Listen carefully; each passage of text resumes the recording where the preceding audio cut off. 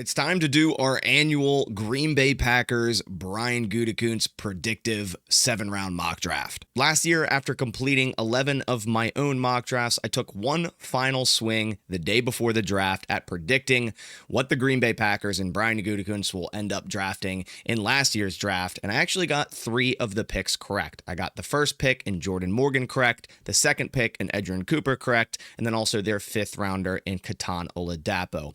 As we know, the Green Bay Packers are extremely hard to predict when it comes to the NFL draft. A lot of teams are hard to predict, but I feel like the Packers are one of the hardest to predict. So I'm going to do my best to hopefully match what I did last year. Now, saying that, I'll probably get 0 correct, but I am going to give it my best shot. I have all my Packers thresholds, which seems to be what they draft by, all the trends and certain things that Gutekunst likes in certain prospects, and also what the Packers do need at particular positions, right? We know the Packers are traditionally a best player available type of drafting team, but they're still going to target certain positions that have gaps that are on this roster. So I'm going to give it my best shot today. Again, I'm hoping to get a few right here. It's very difficult, so there is a chance I get nothing right as well. Big shout out to BetUsTV for sponsoring this video, guys. If you're looking for more sports content, live streams, videos, betting advice, go check out BetUsTV over here on YouTube. I linked their channel down in the description below.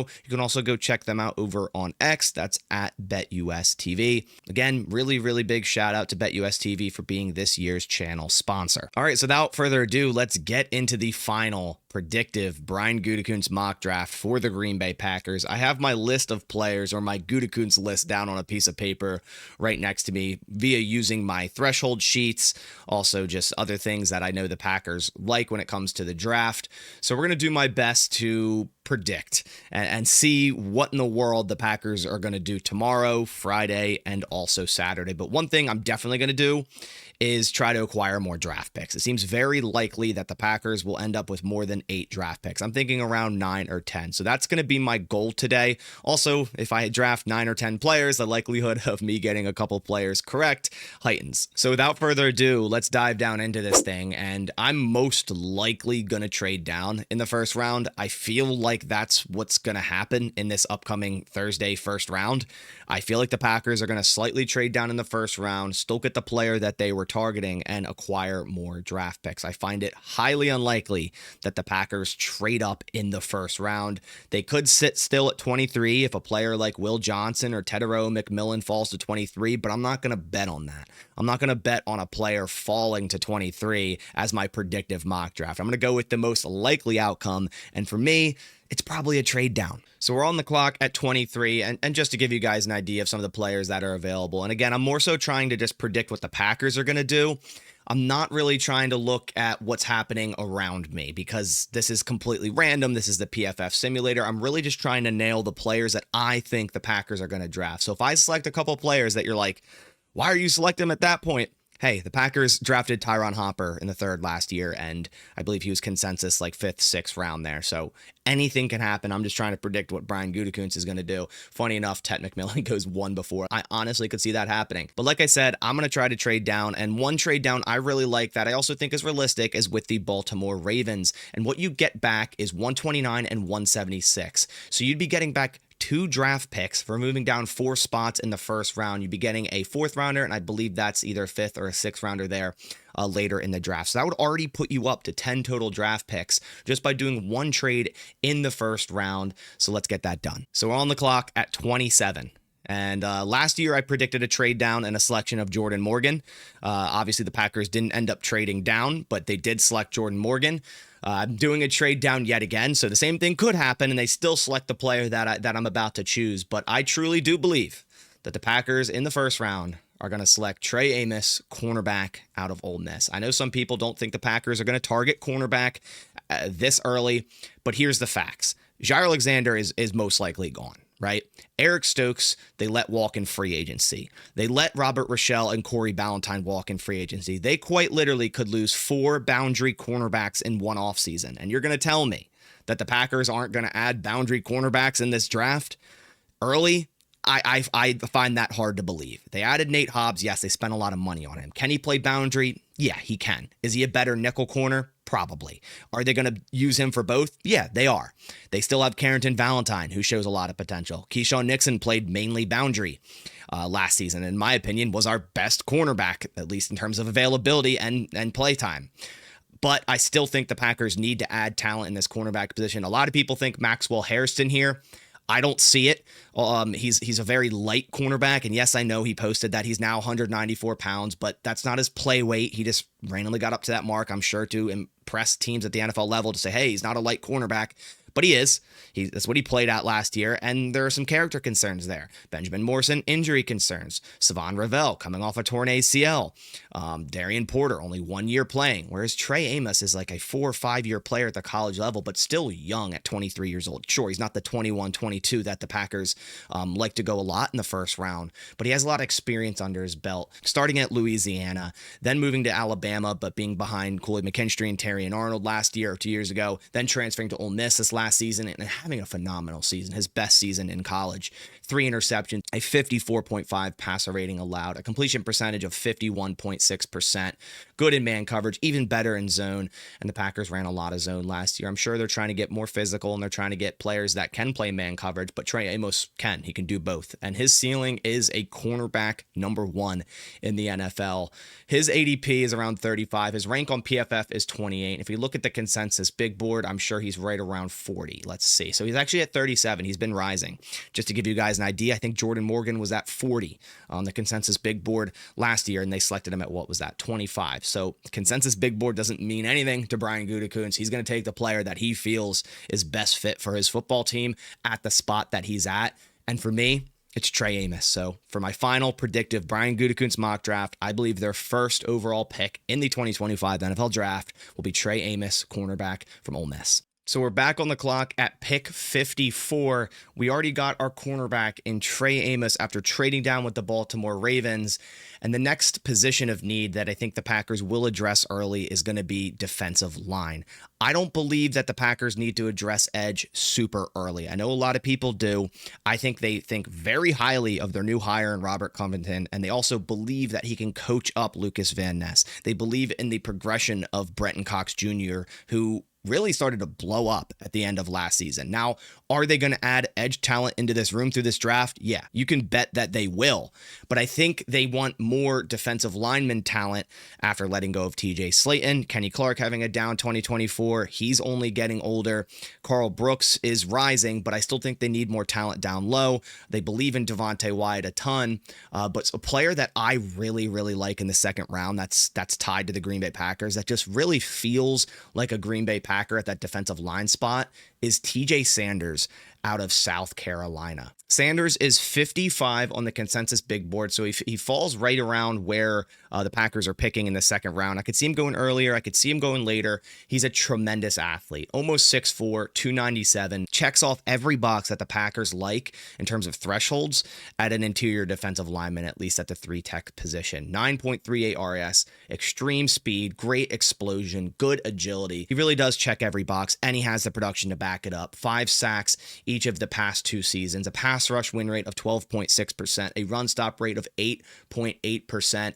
TJ Sanders is still only 21 years old, about to be 22, and I know they already have Devontae Wyatt at 3-tech. They might have to accept his 5th-year option or try to give him an extension, but they need more talent down low. And like I said, Kenny Clark is only getting older, and he did take a step down in 2024, so we'll see the outlook of Kenny Clark in 2025, but the Packers always draft for the future. They always draft to plan for the future, and this could be Kenny Clark's last year, and in that case, you're going to need some defensive linemen, and I think TJ Sanders is a perfect selection, and I really feel like this guy is going to be a Green Bay Packer. So here at pick 54, we are going TJ Sanders, defensive lineman out of South Carolina. Here in the third round at 87, someone I really was eyeing was Jordan Burch from Oregon. Do I think the Packers are going to go 3 straight defensive picks in this draft? They definitely could. If Jordan Burch is available 87, he's someone I have tied to the Green Bay Bay Packers a ton. He fits all their thresholds. It makes sense at edge there, but he did go at 81. But again, this is the PFF simulator. This could be completely wrong, and he could be available at 87, and the Packers run the card up for Jordan Burch. But I think we're going to go offense here. We're going to go wide receiver. Now, we missed out on Jaden Higgins, Trey Harris, two guys I really like, and I think the Packers might have their eyes on. But a wide receiver in the 3rd to 4th round that just really feels like a Packers pick is going to be Tory Horton, wide receiver from Colorado State. A guy that, suffered a little bit of an injury last year, only played in 5 games, 331 yards, but we know the Packers love their receivers that, the prior seasons they went off. Jaden Reed, Dontavian Wicks, both under that scenario there. So is Tory Horton. I mean, we look at 2023, he's 1,100-yard wide receiver. 2022, an 1,100-yard wide receiver, 8 touchdowns in both of those years. I don't know why he's flying so far under the radar. I don't mind the Packers taking him in the 3rd round, right? The Packers' 3rd round is typically what we would consider via consensus, like a reach. I wouldn't even consider Tory Horton a reach here at 87, but some people may. They might be like, oh, he was a 4th, 5th round guy. I don't believe so. I think the Packers would have no problem taking Tory Horton here at 87. They pass up on wide receiver in the 1st and 2nd round. I know the Packers love to go receiver in the 2nd round, but I couldn't pass up TJ Sanders. I'm going to go Tory Horton here, wide receiver out of Colorado State. I really, really like the upside. I think he can plug in as an X wide receiver, Z, wherever you need him on the outside, a taller wide receiver at 6'3", sure hands. He's a nuanced route runner. I really like him. I think he's an underrated receiver in this draft class. So with our 3rd pick in the Gutekunst mock, we are going Tory Horton, wide receiver out of Colorado State. Here in the 4th round, we are going to address the edge position. And you might be looking at this going, if this was the board, Tyler Batty's available, David Walker, Q Robinson, Ahmed Hassanin, Rucker, Antoine Powell-Ryland, right? Batty is definitely an option. I think out of those, he's definitely on the Packers' radar. David Walker, very short arms. Hassanin is an option, maybe. Q Robinson, more of a 3-4 stand-up outside linebacker. Rucker, I don't really see on the Packers' radar. Antoine Powell-Ryland, too short and too light. A player that I think the Packers are going to draft earlier than a lot of people have, and a lot of people are going to be sitting there going, why? Is going to be Tyrion Ingram-Dawkins. It's a Georgia defender. He checks all the boxes for thresholds at edge that the Packers like, and he doesn't have a ton of production. But he has an extreme athletic profile when you look at him. And I know you guys are probably sitting here going, why? Like, why? But I'm just trying to predict what Brian Gutekunst is going to do. And this is a Gutekunst move. It is. Tyrion Ingram-Dawkins out of Georgia, 9.09 RAS, nearly 34-inch arms. They usually like him right around 34 inches, but it's very, very close there. 6'5", 276, elite explosion with vertical and broad, and a very, very nice shuttle at 4.34 and has okay speed. I think Ingram-Dawkins has a very high ceiling, and the Packers, as much as we might not like it, love to take edge players that have very high ceilings that maybe haven't produced a ton, and that's why, he's falling to this spot in this draft. Tyrion Ingram-Dawkins isn't maybe my favorite edge rusher in this round. I like Tyler Barron. I think he could also be a Green Bay Packer, but out of these guys ahead of him, even if there's others available, we just know what the Packers do, and that's what I'm going to do here at 124 in the 4th round. I'm going to go Tyrion Ingram-Dawkins, edge from Georgia. Here at 129, I think I'm going to try to trade down. There's a lot of players a little bit later that I just feel like are going to be Green Bay Packers that I want to kind of hit on. I will say this, though. This would be such a Packers move to go and draft Jaden Blue in the 4th round. I think he actually met with the Green Bay Packers, and we know our running back room is fine. Like, we're good. We have like 4 guys with Josh Jacobs, Marshawn Lloyd, Emmanuel Wilson, Chris Brooks. So there's really no need, but I could totally see Brian Gutekunst out of the blue, pun intended, going Jaden Blue in the middle rounds. I'm not going to do it here just because it feels a little bit too left field. But just keep in mind if this happens, I did mention it. So I'm going to trade down here with the Jacksonville Jaguars, swapping 129, dropping down to 142, but picking up 194 in the process. So we send that trade, and then let's get to our pick at 142. So here I'm actually going to double dip at edge. So we went Tyrion Ingram-Dawkins with our first 4th round pick, and then we traded out of our second 4th round pick here into the 5th round. And I'm going to go back-to-back edge players because I like both of these in terms of potential Green Bay Packers picks in Tyrion Ingram-Dawkins and also Tyler Barron. And I do think the Packers could end up with 2 edges in this draft class in the middle to late rounds. Tyler Barron feels like a Packer as well, 6'5", 260. He's a good athletic profile of 8.65. He has close to 34-inch arms, 33.13. He has elite speed at 4.62, so more of a speed guy than Tyrion Ingram-Dawkins, where Dawkins can kick inside, play some, 3-tech, 5-tech if you really need him to.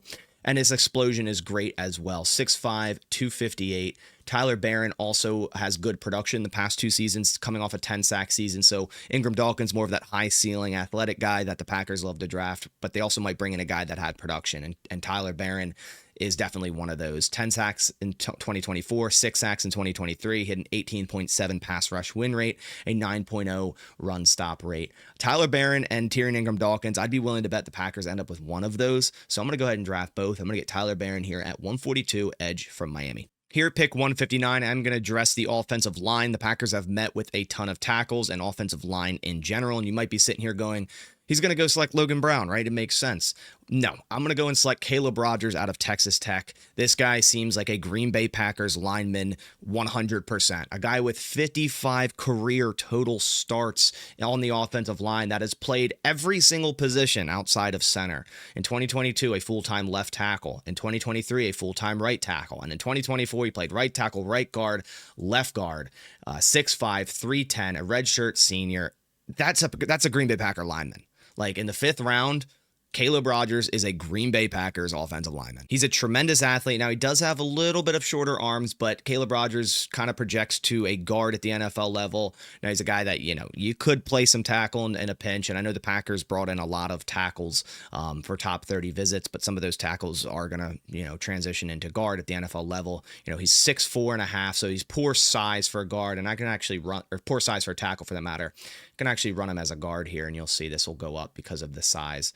9.03 jumps all the way up to a 9.7 RAS for a guard here. Elite explosion, elite agility. That's a huge thing here. The Packers love their agile lineman, and he has it. He has it all for them. Speed also great there as well. He really feels like the one lineman that I think the Packers will get. Has a lot of experience, a lot of versatility. He's a very agile lineman. That's a Green Bay Packers lineman, tried and true. So we are going Caleb Rogers, tackle/guard out of Texas Tech here at 159. Here at the back end of the 5th round at 176, I was going to eye Dante Thornton here.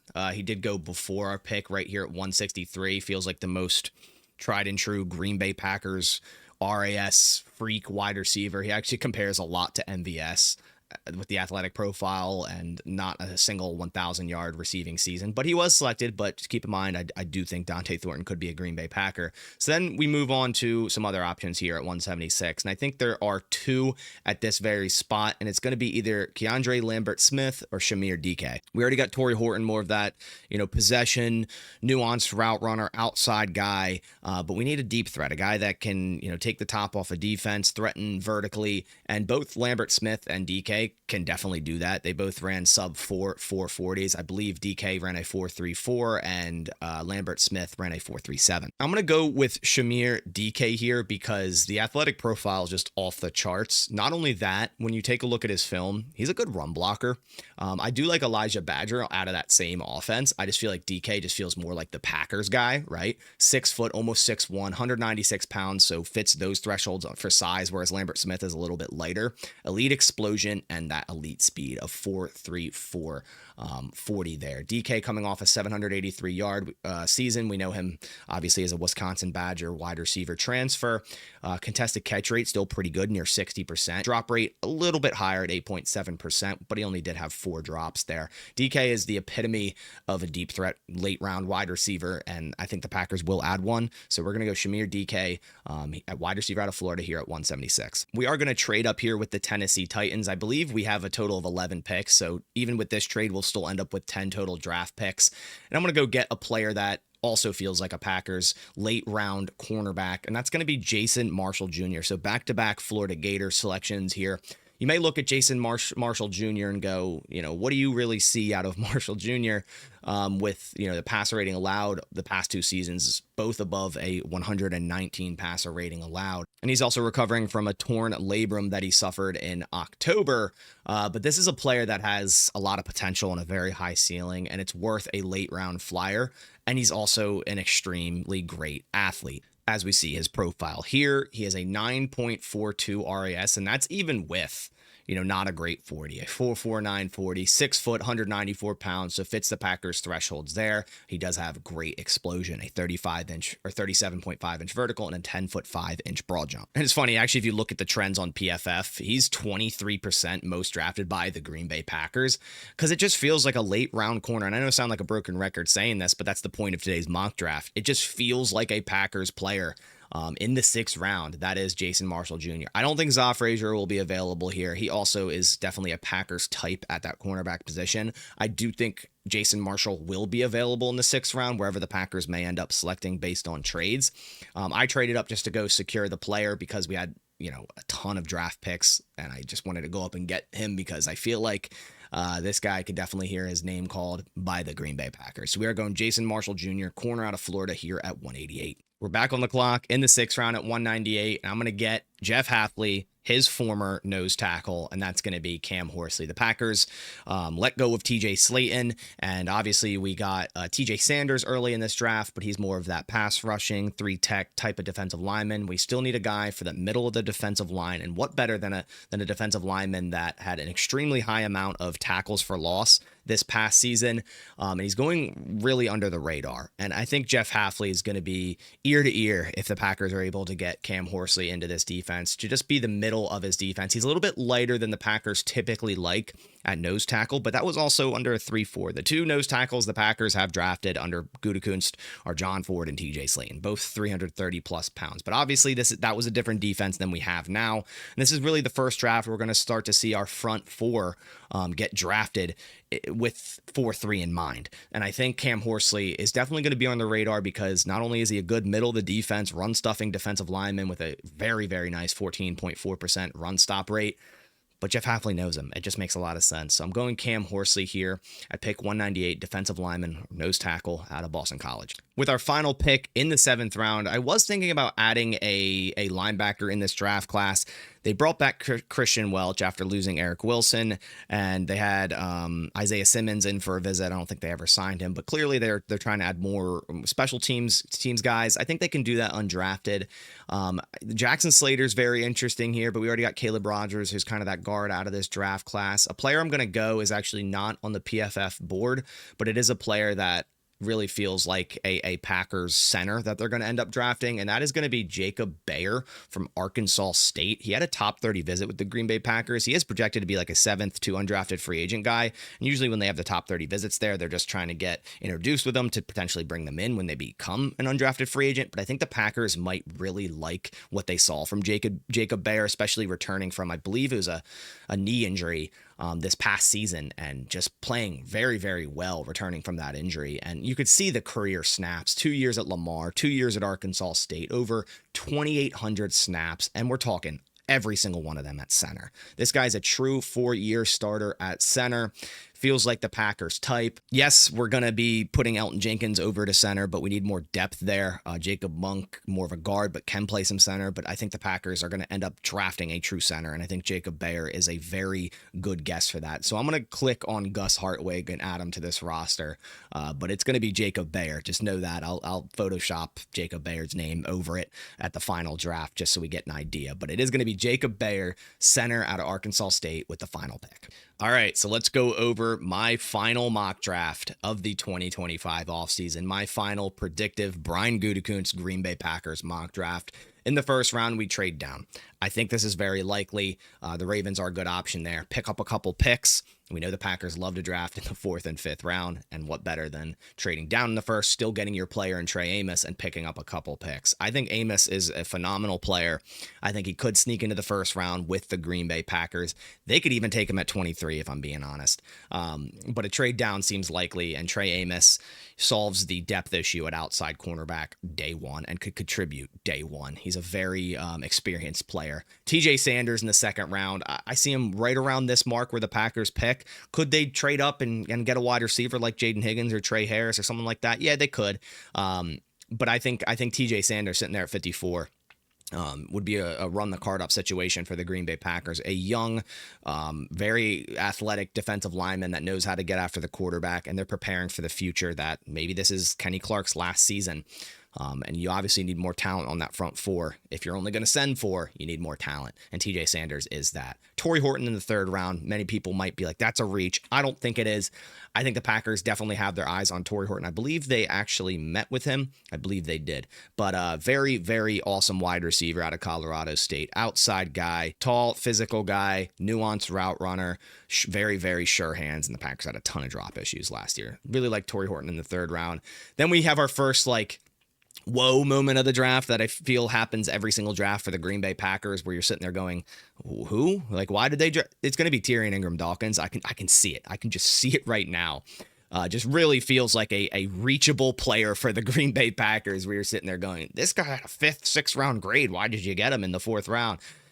It happens every year for the Packers, just like it did last year with Tyron Hopper. And Tyrion Ingram-Dawkins is my pick for that this year. A athletic, young edge from Georgia with not a lot of production, but a very high ceiling. Tyrion Ingram-Dawkins, you are a Green Bay Packer. Then we traded down and selected yet another edge, and it's going to be Tyler Barron out of Miami. Another one. Him and Ingram-Dawkins are the two middle to late round guys that I have tied to the Green Bay Packers the most. Tyler Barron does have production, though, a little bit lighter of an edge, where, Ingram-Dawkins has versatility. He could kick inside, but Tyler Barron more of that true edge rusher. A lot of production the past 2 seasons. Then we go Caleb Rogers, in my opinion, one of the most Green Bay Packers-esque linemen in this class. Played all 4 positions, has 55 career starts under his belt. Very versatile guy, and Packers love their versatile linemen, so we go Caleb Rogers. Then we go Shamir DK. Would have liked to go Dante Thornton here, and if he was available, I would have, so keep that in mind. But DK is also a deep threat receiver, very fast, very explosive, athletic, and can block. So we know the Packers like those types of receivers in the 5th to 6th round. Then we go Jason Marshall Jr. in the 6th round, a corner out of Florida. I think fits every single threshold for the Green Bay Packers at corner. And we actually traded up to go get Jason Marshall Jr. Then in the 6th round, we went Cam Horsley, nose tackle out of Boston College, reuniting him with defensive coordinator Jeff Hafley. Really good against the run, and the Packers have a hole there after TJ Slayton left to Cincinnati. Then in the 7th round, we go Jacob Bayer, center out of Arkansas State, a 4-year starter, 2 years at Lamar, 2 years at Arkansas State, over 2,800 snaps at center, recovered from, I believe it was a knee injury, very nicely last season, and has played some very good ball at center the past 4 seasons. The Packers don't have a true center on the roster, although you could consider Elton Jenkins that, but they need to plan for the future and have depth at that spot. So Jacob Bayer makes a lot of sense for the Green Bay Packers in the 7th round. They also had a top 30 visit with him. So that is my Brian Gutekunst mock. I'm hoping to get a couple right here. 3, 4, I would be very, very happy. There's a very good chance I get none or 1 or something like that. Again, the Packers are very hard to predict. I'm going based off of thresholds, what Gutekunst likes, positions of need, who he met with, what players just feel like a Green Bay Packer. And maybe I'm overthinking it, maybe I'm not. But this is my prediction. We'll come back to it after the draft and see what I got right. Last year, probably an anomaly getting the 1st and 2nd pick right. That's crazy, but that happened. So I'm doing my best here. Hopefully I get some right. Really appreciate you guys coming by through this entire draft process. I'm heading out to Green Bay. Actually, by the time you guys watch this, I'll be in Green Bay. I'm recording this on Tuesday, but it'll be released on Wednesday. Really appreciate you guys for the endless support here on this channel. So I'll be in Green Bay covering the draft from behind the scenes. So make sure to go click subscribe to stay in the loop and see all the content that I'll get out there in Green Bay. Reminder to go check out BetUsTV, linked down in the description below. But I'll catch you on the next one. Thanks for watching. And as always, go Pack Go.